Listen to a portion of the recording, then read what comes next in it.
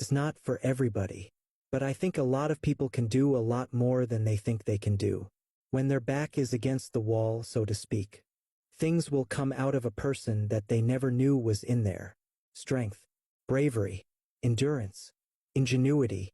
Most people's problem is that they've never had their back to the wall.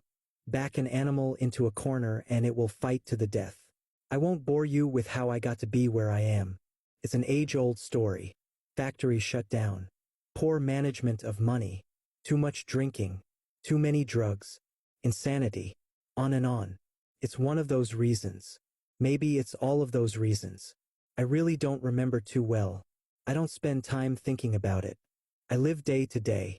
Not yesterday to today. I've got me a little place down underneath a bridge. It's pretty comfortable. Dry. Warm most of the time. I dug down into the ground. You get down more than 3 feet deep and it stays about 64 degrees. Got me some blankets down there. Got me a little bag with my toiletries in it. Got me a little igloo cooler there for my perishables. Got a little fire pit dug out too, and a couple of pots and pans to heat things up or boil water. Got a couple of paperbacks.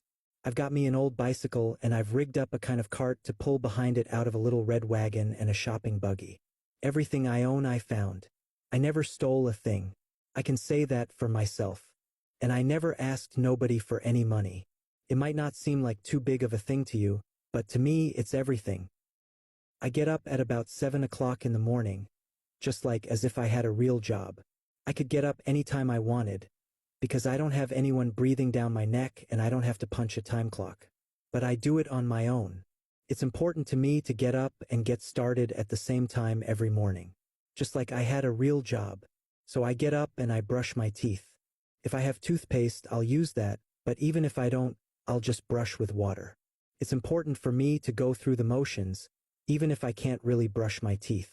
I'll eat me some breakfast, maybe some Vienna sausages and crackers or a can of corned beef hash or something like that. Then I'll get on my bike and ride down to the public park and use their restrooms to fulfill my bodily functions and wash my face and hands. Sometimes I'll wash my hair with the soap they have there. If the city security guards catch you doing it, they'll run you off. But if you get there early in the morning, they usually don't even know. So I'll wash up and then I'll go to work. What I'm writing right now, I'm writing in a notebook I found. Nobody ever uses the backsides of notebook paper anymore. So I've got the weekly budget for the Carter family in 2003 on one side, and my diary on the other. Years from now, somebody might stumble across it and find it interesting. Anyway, I'll take my cans and bottles and things down to the recycling center. Usually, I make about $7 or $8 a day. I can live on $7 or $8 a day. You could too if your back was against the wall. I can get potted meat, sometimes 3 cans for $1. Vienna sausages, too. Cans of vegetables. Pork and beans.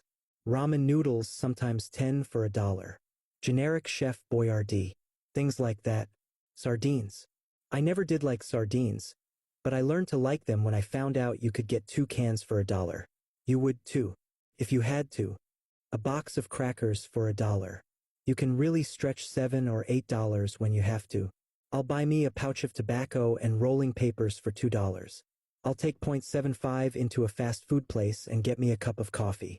Then I'll fill up my pockets with ketchup packs, mustard, mayonnaise, napkins, things like that. I'll only do it if I'm buying something though. That way it won't seem like stealing. It's a fine line, I guess, but it makes a lot of difference to me. If times are hard, you can heat you up some water and empty a couple of ketchup packets into it and crunch you up some crackers and have you some tomato soup. Or mayonnaise and crackers. Or mustard and crackers. It's not exactly caviar and escargot, but it works. Anyway, there's a lot more that I could say, and I probably will later on. This is just the first entry. I've got the backs of 120 pages to fill up here. I just want to end this entry by saying again that this life is not for everyone. And I'm not saying I've got it made by any stretch of the imagination. But I will say that I have made what I have. And I know that when civilization fails, I'll probably be one of the first ones to go down. But then again, I just might be the last man standing. If you enjoyed this story, please consider dropping a tip in the tip jar. If you like original stories set in Appalachia, please consider subscribing and ringing the bell for notification.